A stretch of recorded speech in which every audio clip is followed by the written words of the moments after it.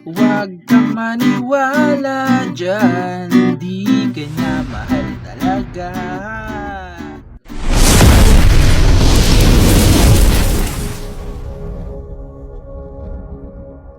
Hello mga ka-idol! So ngayon meron na naman akong ituturo sa inyong napakagandang kanta. So itong kanta na to is nagtitrending to sa TikTok na. Nagtitrending tong kanta na to, napakaganda niya.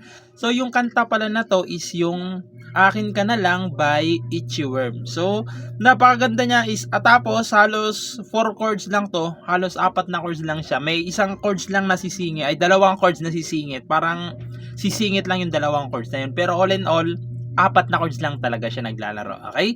So, dito muna tayo sa kanyang strumming pattern. So, yung strumming pattern kasi nito mga ka-idol is iba, no? Yung ganito siya. Parang minumute. Okay? So, yung strumming pattern natin is 4 na down. Okay? 4 na down na nakamute. Okay? So, sa chords mamaya, iibahin natin para yung chords pala, iibahin natin mamaya para magawa natin yung mute. Okay? So, ganito siya. 1, 2, 3, 4. Okay? Ulitin ko. 1, 2, 3, 4. Ganon siya. Pag yung chords naman is nasa loob ng open, close, parenthesis, is ganito lang. Down, down, up, up, down, down. Okay? Ulitin ko. Yung chords, pag nasa loob ng open, close, parenthesis, ganito yung strum. Down, down, up, up, down, down. Okay? So, maliwanag tayo dyan mga ka-idol na. So, proceed na tayo dito sa kanyang whole verse. So, yung whole verse niya rito is G. Okay, pero hindi itong G yung gagamitin natin. Okay, kasi nga, hindi natin siya mamumute ng maayos. May hirapan tayo mag-mute. Okay, so ganito yung G na gagawin natin. Para mabilis ma-mute. Okay, so yung G sa 3rd fret na kabar, 1, 2, 3. Ayan. Sa 4th fret ay 3rd string, ayan. Sa 5th fret ay 5th string, tsaka 4th string. Ayan yung G. Okay? So, tandaan niyo yung mga ka-idol, ha. Tapos, B minor. So, yung B minor is yung normal lang. So, yung B minor natin nasa 2nd fret na kabar. Ayan, 1, 2. Sa 2nd fret na kabar. Sa 3rd fret ay 2nd string. Sa 4th fret ay 4th string, tsaka 3rd string lang. Yan yung B minor. Tapos, sunod is C. So, yung C, ito siya, sa 3rd fret pa rin nakabar. 1, 2, 3, ayan, 3rd fret.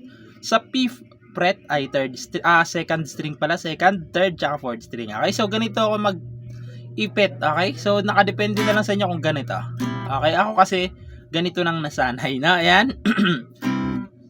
Sunod is D. C, tas D na. So, yung D sa 5th fret naman siya. Ayan, 1, 2, 3, 4, 5. Sa 5th fret, ayan. Sa 7th fret ay 2nd string, 3rd, tsaka 4th string din. Okay? Ayan yung D. Okay? Pagkatapos niyan, E minor. So, yung E minor natin is ganito lang. Yung E minor is 5th string, tsaka 4th string na may open, close parenthesis. Okay? Kung mapapansin nyo dyan, yung E minor na yan is 3 times. Okay? Yung E minor na yan, 3 times nyong gagawin. Pagkatapos ng E minor, pupunta kayo ng A7 na may open close parenthesis din. So yung A7, 4th string lang, tsaka 2nd string. Okay? Ayan yung A7. Tapos babalik na kayo ng C. Okay? Wala nang open close parenthesis to, C. Tapos B minor, tapos C minor. So yung C minor nandito sa 4th fret. Okay? 1, 2, 3, 4. Sa 4th fret na kabar, ayan. Ayan. C minor. Tapos dito naman sa 5th ay 2nd string. Dito naman sa 6 ay 4th string pala, tsaka 3rd string. Ayan, C minor. Tapos babalik kayo ng D. Pupunta pala kayo ng D. Okay? Naintindihan nyo na? So, yung ano pala mga kayo, nakalimutan kong sabihin, pasensya na, yung G, B minor, tapos C, tapos D, 2 times nyo munang gagawin pala. Sorry, nakakalimutan ko. 2 times yan. Tapos yung E minor na isa, 3 times na nasa loob ng open close parenthesis. Tapos yung A7, isang beses na lang. Okay? Tapos tsaka na kayo pupunta ng C, B minor, C minor, C minor, tapos D.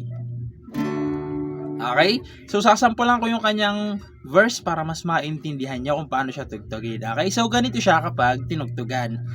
Huwag kang maniwala dyan, di ka niya mahal talaga. Isa pa, sayang lang ang buhay mo kung mapupunta ka lang sa kanya.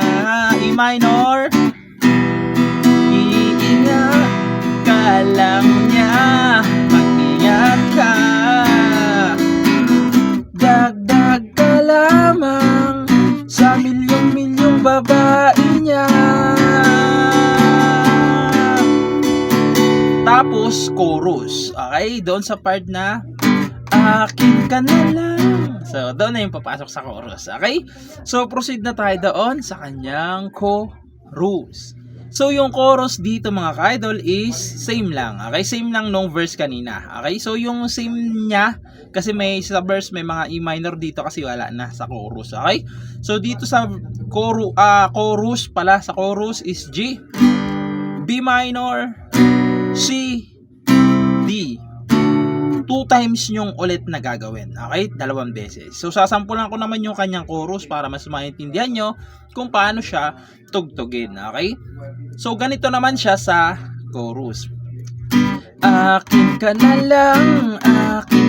lang, iingatan ko ang puso mo. Akin ka na lang, wala nang hihigit pa sa'yo. Tapos, interlude. So, yung interlude niya, same lang ng chorus. Okay? 2 times nyo nga lang gagawin. Okay? Interlude. Okay? So, itong interlude na to, 2 times nyo gagawin. Okay? So, pinasada ko lang 1 beses lang. Tapos nyan, pupunta naman kayo sa second verse. So, yung second verse, same lang nung whole verse kanina, katulad ng rin nung kanina. Okay, doon naman yung sa part na di naman ako bulero tulad ng ibang tao. Na na na na na na na na na na na na na tas na la la la la babalik lang ulit kayo doon, okay? So, ayun lang. Sana nagustuhan nyo itong tutorial natin. At sa mga nagre-request dyan, mga ka-idol, no? Pagpasensyahan nyo na kasi ang hirap kabisaduhin ng request ninyo. Nahirapan ako magkabisado kaya medyo natatagalan tayong gawa ng tutorial. So, ayun lang. Sana nagustuhan nyo itong tutorial natin at good luck sa bago nyong matututunan.